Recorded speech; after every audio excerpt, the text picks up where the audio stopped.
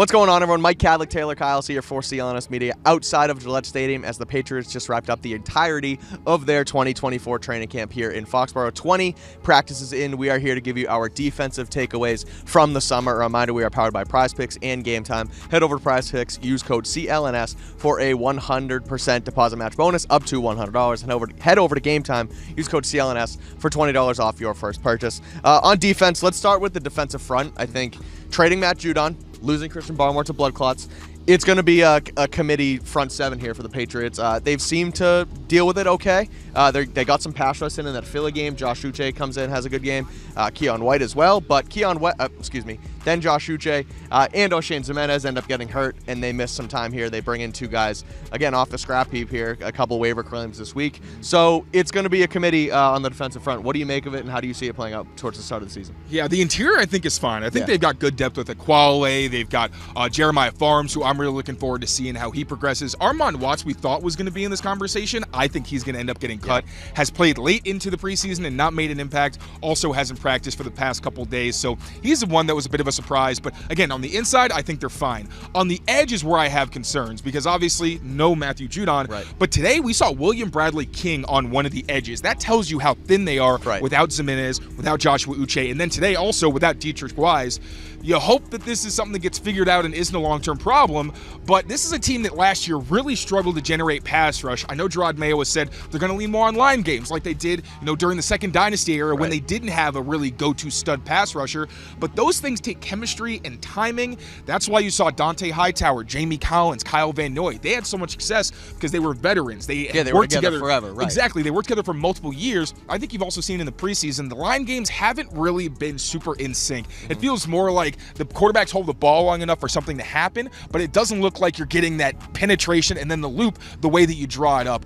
So the edge depth, definitely an area of concern. And while the interior isn't as good as it is without Barmore, I still do like the guys they have there. Yeah, you wonder, obviously, don't want to speculate on anything with Christian Barmore's blood clot situation, but there are two short-term IR spots that the Patriots have available. He's probably going to end up on IR, whether that be short-term, miss 4 games and be able to come back, or he misses the entire season. We don't hit the prognosis, but obviously hope for the best for him. Hopefully he can bring them some depth in the interior moving forward. Let's move on to the secondary, the defensive backfield. Christian Gonzalez is still CB1. He's at a slow camp. I think people are overreacting. I think he's going to be fine on one side here. There was a play yesterday where it looked like he really didn't give any effort, where I think in a game he's going to go knock that football down. So, I get it. He has the CB1 mindset, attitude, and it kind of started a stir in the media, but he's going to be fine. Opposite him, they're still rotating. We talked before the season when we did our videos up in Patriots Place where it's going to be between Alex Austin, John Jones. Marcus Jones makes not an appearance on the outside, but he could push John Jones outside from the inside. But they're still toying with it. They're still rotating. Alex Austin getting some look, Marco Wilson getting some looks, Isaiah Bolden getting some looks as well. So it's clear that there's going to be sort of a committee opposite Christian Gonzalez at cornerback position. Yeah, I think the team ends up keeping 7 or 8 cornerbacks. A lot of that is because of health. Now, obviously, Christian Gonzalez locked in as a starter. I think this team wants Jonathan Jones opposite him on the outside with Marcus Jones inside, but both guys have been on and off in terms of their availability this summer. Sean Wade has also been battling injury, and he seems like the top backup in the slot. So that leaves you with guys like Isaiah Bolden, who has some position flexibility, Marco Wilson and Alex Austin, 2 guys who've been rotating opposite Christian Gonzalez the entire summer. And then a guy like Marcellus Dial, who has struggled on defense in the preseason, but he's looked outstanding on special teams. I think he's the guy who's probably going to be the odd man out just because he was a 6th-round pick. You can probably get him onto the practice squad and figure out some way to still keep him around. Dial did mention today, special teams-wise, working a lot with Brendan Schooler, Matthew Slater, and Tom Quinn on working on his gunner. That's huge. I wasn't in that scrum. Yeah, and it showed because his gunner reps, so people were like, is that Slater Jr. out there? Obviously too soon to say anything like that with any seriousness, but Marcellus Dial has looked really good on special teams, so maybe a spot for him there. But yeah, that cornerback position, because of the health situation, I think they're going to need a lot of bodies. And I also think we're going to see a rotation for at least the first month of the season, like we saw from Belichick teams, where September is basically an extended preseason. You toy and tinker with different things, find the combinations that work. Probably going to see the same thing with the offensive line potentially. But yeah, that secondary outside of Gonzalez, I don't think anybody's locked in. Outside, again, they do want the Joneses out there, but I also think they're going to want to have other guys ready, give them some time to maybe prove themselves. At linebacker, things look pretty much even keel down the middle. Jawan Bentley, Jelani Tavai secure in the middle of the Patriots defense, but Sione Takitaki starts the preseason on the PUP list, still there, hasn't practiced. Christian Ellis, though, someone who the Patriots claimed off waivers last year, getting some run not only in special teams, which was one of the reasons that we think they claimed him last year, but getting some run on defense as well. Played a lot with the starters in these last couple of preseason games, and he's looked pretty good on the practice field out here too. Yeah, Dante Hightower's whole group has been impressive. You got Christian Ellis, like you mentioned, a special teamer who has made an impact as a linebacker in the preseason. He's been mixing in with the starters. Also, Joe Giles Harris, a guy who really, I think, was an afterthought. He spent some time on the preseason last year, I think all of last year. He's gotten his hands on multiple passes, been inconsistent as a tackler in the preseason, but someone who I could see returning to the practice squad, maybe having some kind of role if injuries were to hit or something like that. And then obviously Jawan Bentley, Jelani Tavai look like themselves.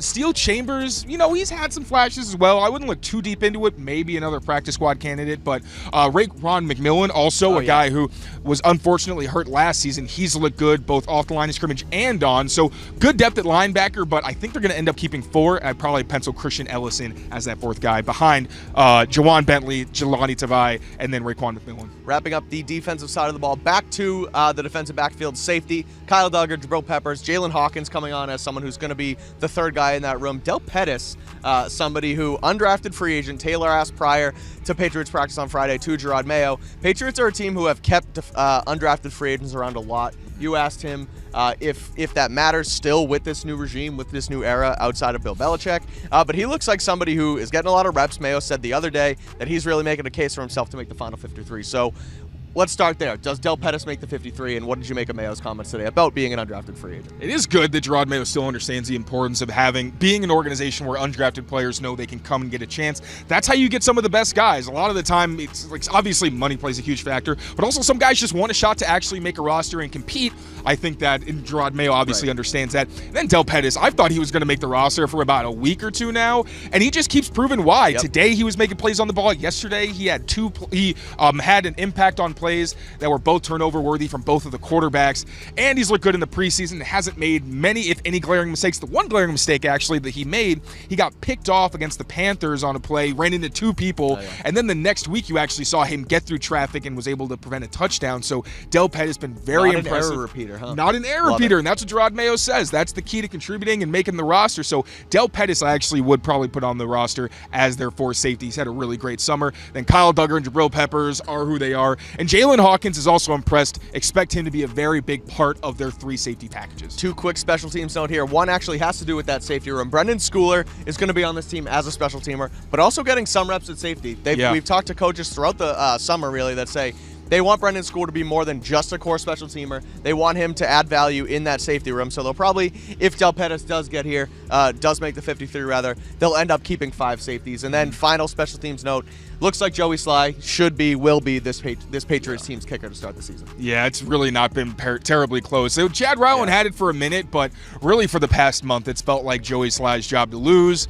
It's unfortunate for Ryland. We're all rooting for the guy. He's only a 2nd-year player taken in the 4th round, but he feels more like a practice squad guy. He just has yet to prove that he can hang in the NFL. Joey Sly has been inconsistent, but he has been better than Chad, and he actually has a history of having success in the NFL. So yeah, it's looking like Sly won the job, but I still think Chad Ryland ends up on this team. That's going to do it for our Patriots CLNS training camp coverage down in Foxboro. Patriots wrapping up the 20th of their 20 training camp practices today on Friday, and those were our defensive takeaways from the entire summer. Make sure to keep it here on Patriots Press Pass for all of our Patriots coverage throughout the season. Rate, review, and subscribe, and also like this video, and head over to clnsmedia.com for all of our written coverage.